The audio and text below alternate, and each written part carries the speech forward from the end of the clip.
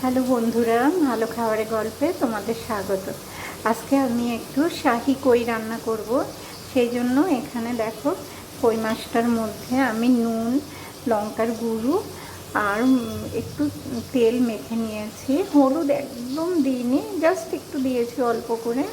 আর এখানে দেখো, এলাচ, দারচিনি, কাঁচা লঙ্কা, তেজপাতা, আর এখানে আমি বাদাম আর কিশমিশ বেটে নিয়েছি, কাজু বাদাম। আর এখানে নারকেলের দুধ নিয়ে নিয়েছি। তো এবার আমি মাছটা আগে ভেজে নেব।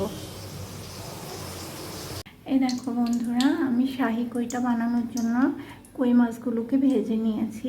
আর এখানে কড়াইতে তেল দিয়ে দিয়েছি, তেলে এলাচ, দারচিনি, তেজপাতা দিয়ে দিয়েছি। এবার আমি এই যে বাদাম বেটে রেখেছিলাম এটা দিয়ে দিচ্ছি।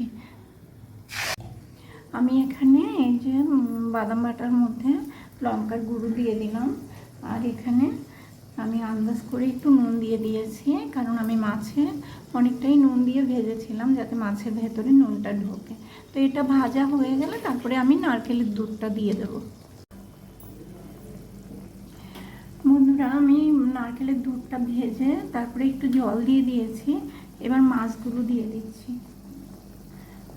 মাছগুলো দিয়ে একটু কষলে, তেল বেরিয়ে গেলে তারপরে আমি জল দিয়ে দেব। এই যে বন্ধুরা দেখো, আমার নারকেলের দুধটা আর মাছটা কষে গেছে, তেল বেরিয়ে গেছে। এবার আমি একটু অল্প করে চিনি দিয়ে দিচ্ছি।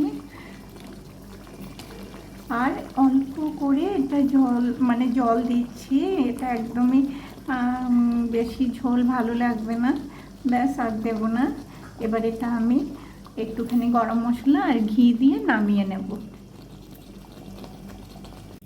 এই যে আমার শাহি কইটা হয়ে গেছে, আমি ডিশে ঢেলে নিয়েছি। দেখো, এটা খেতে ভীষণ ইয়ামি হয়, ভীষণই ভালো হয়। তোমরাও খেয়ে একবার বানিয়ে দেখো। আশা করি বন্ধুরা তোমাদের সত্যিই ভালো লাগবে, এটা খুব টেস্টি হয়। তো এটা আমি পুরোটাই সর্ষের তেল দিয়ে রান্না করেছি। তোমরা তোমাদের ইচ্ছে মতো, আমার মনে হয় এটা সর্ষের তেল দিয়ে করলেই বেশি ভালো হবে। তো তোমরা যেভাবে ইচ্ছে করো। আর তোমাদের যদি রেসিপিটা ভালো লাগে তো ফেসবুক থেকে দেখলে ফলো করো, আর ইউটিউব থেকে দেখলে সাবস্ক্রাইব করো। আর তোমরা অনেক ভালো থেকো বন্ধুরা। Thank you.